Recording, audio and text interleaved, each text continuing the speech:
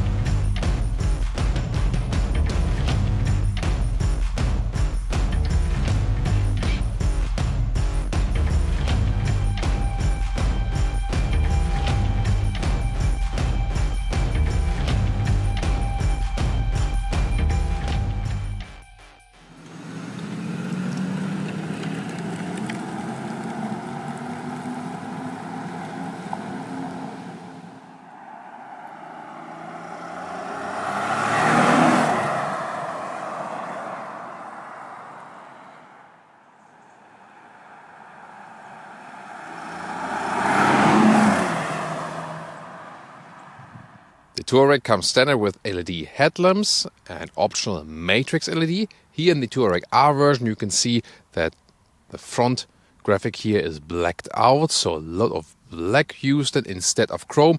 Usually also these parts here would be bright chrome, and they are all then in black here in this R version. The length is at 4.88 meters, 16 foot or 192 inches, and of course for the R it's the very same.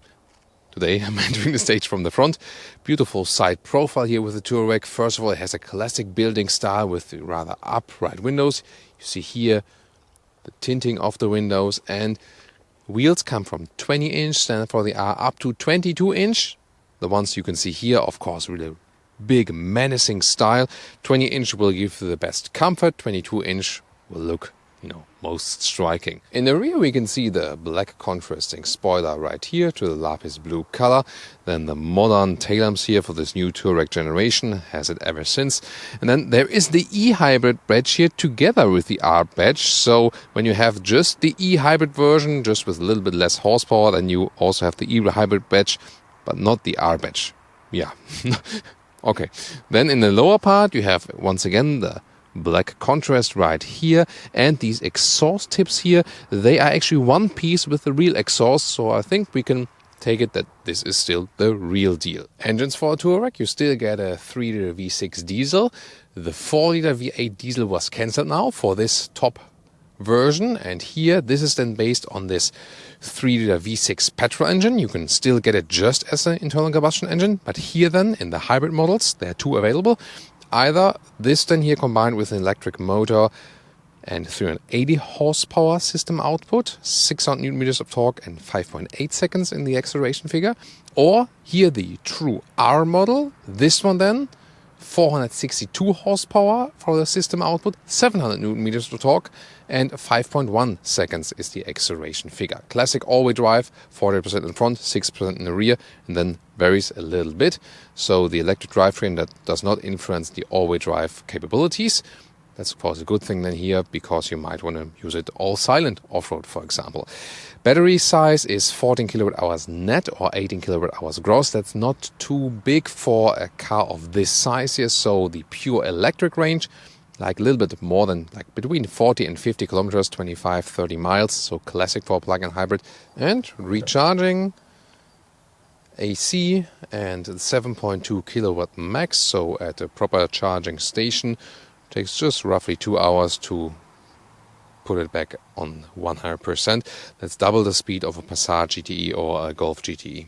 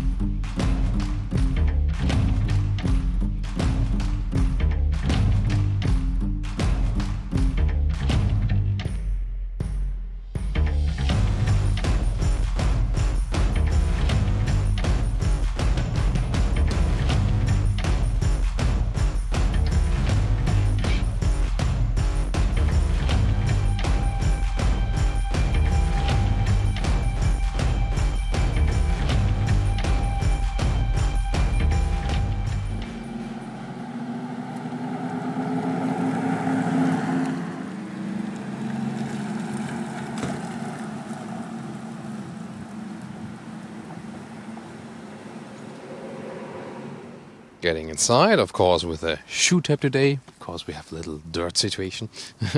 And the seating position, as we know from the Touareg, really comfortable. You sit really upright, and this area is so cool that you have like this even loading sill between the outside of the vehicle and the same level on the inside. This creates a very distinctive feeling when sitting here. With 1.86 or 6'1", we still have enough headroom, even though there's the panoramic roof in here. You do not have to go for that one, but of course you can, and it really leaves a lot of light in the interior, and also the opening is actually quite wide, so it's definitely a cool feature. Then you also have a special LED lighting here in the top part next to a frameless back mirror. And once again, a good overview, so it's one of the big SUVs where you still have a nice overview all around you. Electric seat control here. There's also a seat massage function available if you like. So a lot of choices. Oh, yeah. Maybe I stick with this relaxing massage here for a while. See you soon.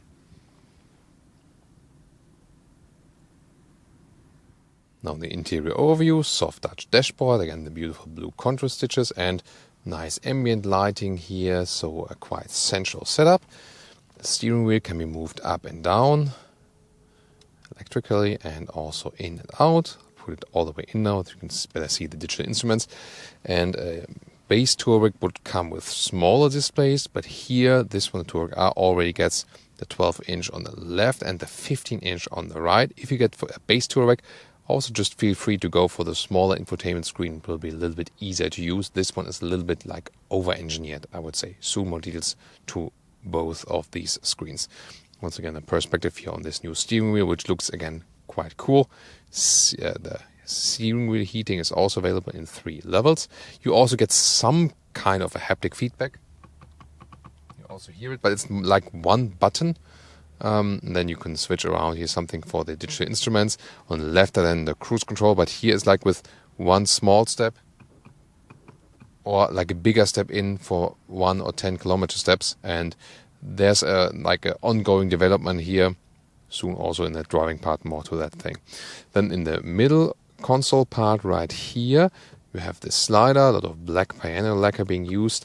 And in the front body, there's an inductive charging pad for your phone. Also USB-C charger then, if you connect the cable. CarPlay or Android Auto uses the cable then both in the front and also in the rear is both possible. And here is a little bit complicated again to use the infotainment system. This GPS map, which looks quite fancy. And this is actually quite responsive also if we compare other newer infotainment systems they are offering.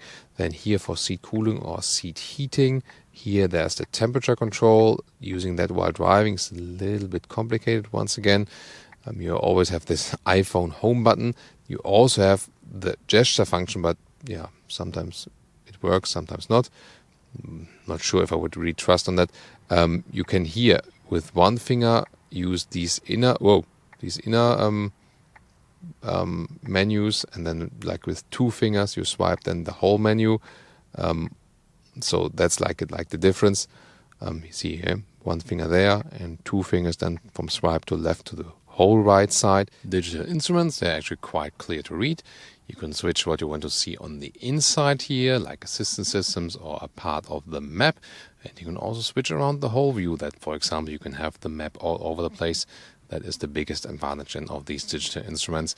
And on the left side, you'll be able to see then like this power meter goes up to here. This will be then the electric driving. And when it stops here and goes beyond that, then you see there's then like the classic RPM meter.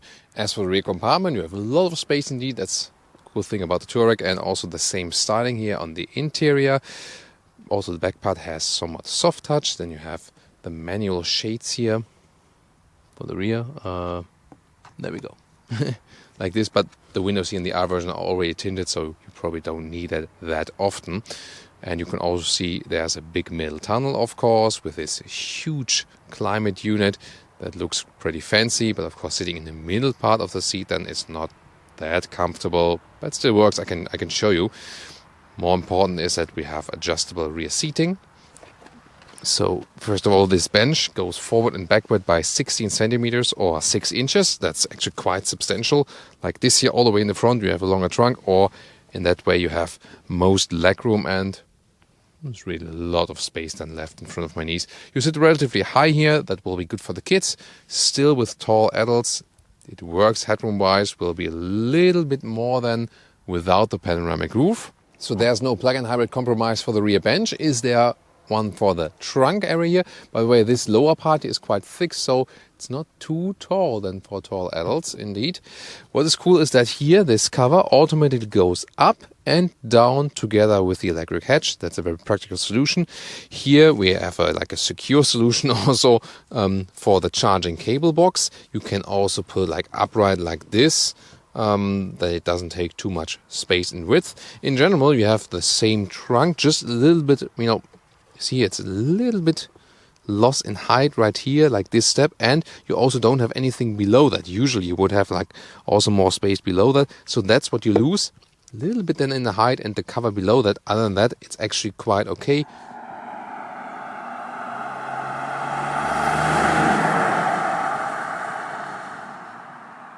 Welcome to Thomas's driving lounge with the new Touareg R. It is also a plug-in hybrid, as we said earlier, and that's why we can start all electric, pure silent. And that's so cool in this big vehicle. And when we look at the total range, that's a little bit complicated with the steering wheel. So here the total range would be 625 kilometers, 580 kilometers with the consumption, with the ICE, internal combustion engine, and 45 kilometers pure electric. But we can also pull it back here to this sport mode, and this is then combined both powers. And let's see, acceleration first one, 50 to 100. Let's go. And that's already it. That was almost 110. So really good performance. 5.1 seconds is the official acceleration figure, 0 to 1 kilometers or 62 miles an hour, and 462 horsepower, this total system output. When you think about the e-hybrid, the non-R version, then it's basically the same vehicle, also same powertrain and so on. Just the total system horsepower output is then different here with the R, and here also have the 100 Newton meters of torque more. And this is, definitely you feel this difference, but it would not be, like it would be a completely different vehicle. The all-wheel drive is just the very same as with a normal combustion engine, because this additional electric drive does not interfere with the all-wheel drive system. It's not that the electric motor would take over one of the axles. It's really just that it comes on top. So it's basically in front of the transfer case. So that means then this classic rear-wheel biased all-wheel drive just remains the same as as you're used to, basically. So rear-wheel biased, more torque at the rear axle, a little bit less than on the front axle, and that's it. And that's also a good characteristic, first of all, for some sporty driving, definitely, but also for off-road driving. So this car is also in the very same way, off-road capable as the normal combustion engine. And driving off-road can also be interesting, because when at these slow speeds you can also drive all electric then. And one more proof of performance, when we are already at speed, so from 100 kilometers or 60 miles, we accelerate further out in the sports mode. Let's go.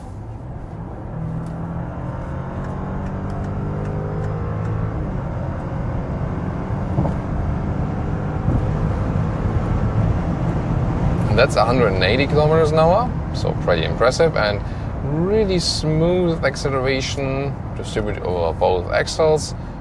Actually also quite interesting sound performance as for that, and definitely you feel this additional electric boost there you have.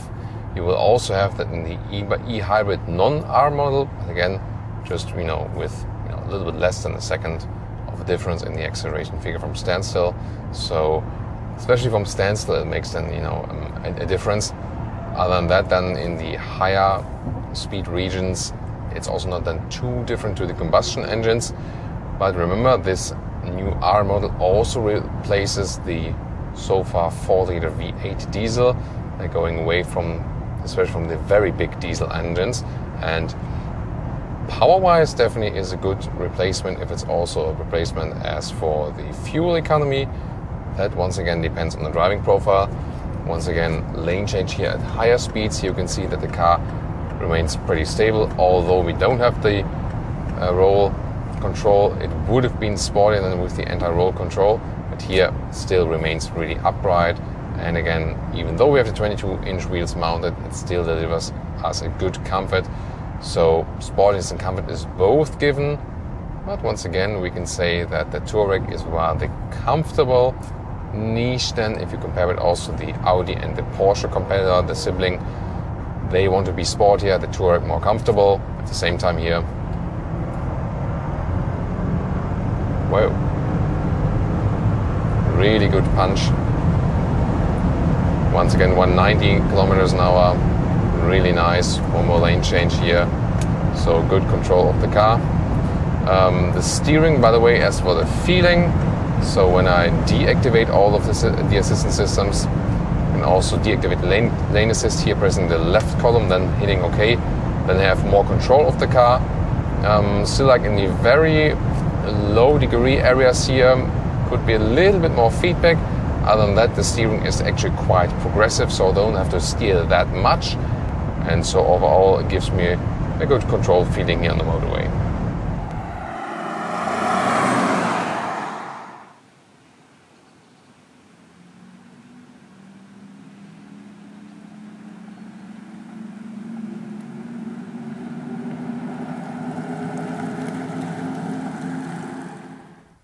And now to our conclusion for today with the new Touareg R. First of all, in the styling, I think that works very, very well. It looks very sporty, still is really elegant, even with these, dark, menacing accentuations and so on. But of course, the color is always very striking here, the typical Volkswagen R color. So styling, I would say, check. Interior styling is also good. However, the user interface is to me a little bit complicated at times. The new steering wheel is great in handling. However, the capacitive buttons are not that easy to use.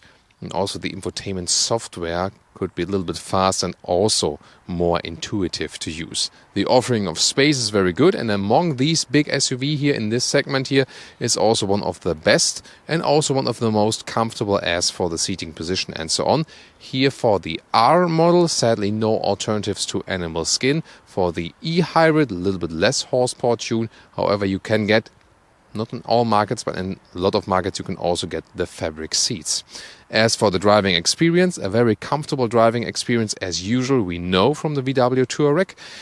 The V6 petrol engine is in general a very nice one, also with a good performance. Here then combined with the electric drivetrain gives you a really good boost, a really good punch. That is a lot of fun to drive. They emphasize, however, with this car that it's not super sporty as, for example, a Porsche Cayenne. So rather soft also from the suspension setup. You can vary it a little bit then by the wheel choices, rather stay on the comfort side with the 20-inch wheels, or make it stiffer, a little bit sportier like this here with the 22-inch wheels. But still, even with this setup here, it was a comfortable ride. Well, but does it make sense to put it here with the R version? Price-wise, it's a little bit tough to swallow when you think about like a German reference price, 60k euros for an entry Touareg, and then here 85 for this one with some more extras. You easily get like towards 100, but you can add all the extras to it because, for example, the rear axle steering is not available for the R model nor for the e-hybrid. Yeah, and that's also one of the major downsides because I think the rear axle steering is one of the best features the Touareg has to offer, and it drives so much better with it. Sadly, not offered than here in the plug-in hybrid model as explained earlier. Price performance-wise, of course, the normal e-hybrid would make more sense. You have a little bit less power, but basically the same drivetrain. You can also get the fabric seats on the inside and you just pay less money. But here, of course, you have the very striking exterior design. So an even better price performance would just take a base V6 Touareg, of course. The V8 diesel is no more, was just there for a very short time. If you're interested in that review, we also have it on our channel with the V8 TDI. So feel free to tune into that if you're interested there. What do you think about the Touareg R? Leave us your comments in the section below there. Let's discuss here the new Touareg R. Maybe also check out the Tiguan R, a little bit smaller version. We recently also did a review on that. Thank you so much for tuning in today. Always a pleasure to have you here on our channel. And by the way, fuel economy wise, yeah, that's also a thing. So we did a longer run here with, some electric driving, but also a lot of motorway. And then we almost ended up with the same consumption with the normal ICE. So that's in about 10 liters on 100 kilometers. So some 20 mpg US, 25 mpg UK. There the electric drivetrain does not help so much. You can use a little bit of the recuperation, of course. It optimizes it a little bit more. But even more sense, of course, when you have this combined mix and you have, electric driving moments, especially in the city or where it's changing topography and so on. So if that makes sense, really depends on your driving profile. Last thoughts now. See you next time.